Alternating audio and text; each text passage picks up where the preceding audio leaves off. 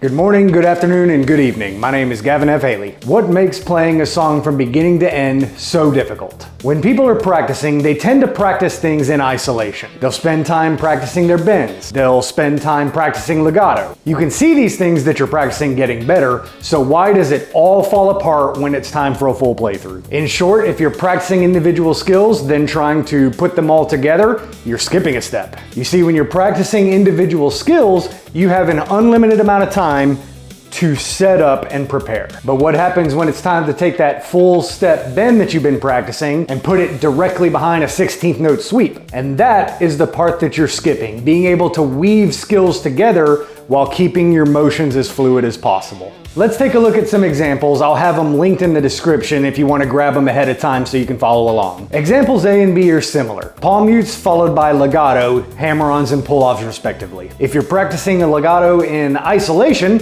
it's easy.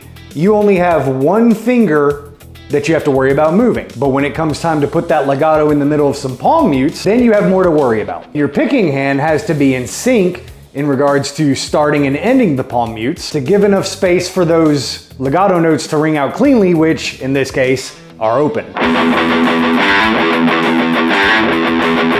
You're adding in new motions on top of the legato, not just the palm muting, but the actual motions that are involved in weaving between the two. And that itself is something that you have to practice. Otherwise, you can have all these skills really good in isolation, but as soon as you grab two and try to put them together, if you haven't practiced it, you're gonna be unskilled at it. Thankfully, it's just a really easy fix. All you have to do is dedicate a little bit of time each day, pick two of the skills that you're pretty comfortable with already, just so you're not having to make it more difficult on yourself, and then practice putting them together in various ways. This ensures that not only are you good at the individual skills themselves, but you're now good at making the motions that are used to stick them into a musical context. Now, example C is the more challenging line, but it's also the more common, I believe. Combining bends with legato is something that gets done all the time. Now, you don't want to get better at practicing the individual skills incorrectly while you're doing this, so I've put in a built-in check for yourself on this line. The note that you bend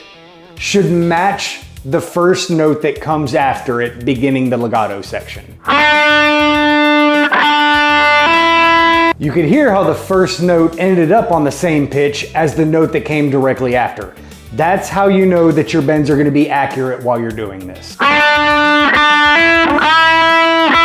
If this is a new concept for you, just start with this sheet. Get comfortable blending these particular skills that I have laid out. Afterwards, start looking at the things that you've already been working on and find out where these mix of skills are what's causing you to slow down or stop completely when you're trying to go through the whole piece. And it doesn't even take any more effort. All you're doing is slightly shifting the focus off the skill itself and putting it on mixing in whatever context you need. If you do that, it's going to get better just like anything else. The more you practice doing a particular thing, the more that thing is going to improve. Now, if you need some extra help with this or you're not sure how to put two things together at all, I do teach guitar in Beaumont. Get in touch with me, I'll have the link down below. And until next time, play loud, be heard, and I'll see you on the next one.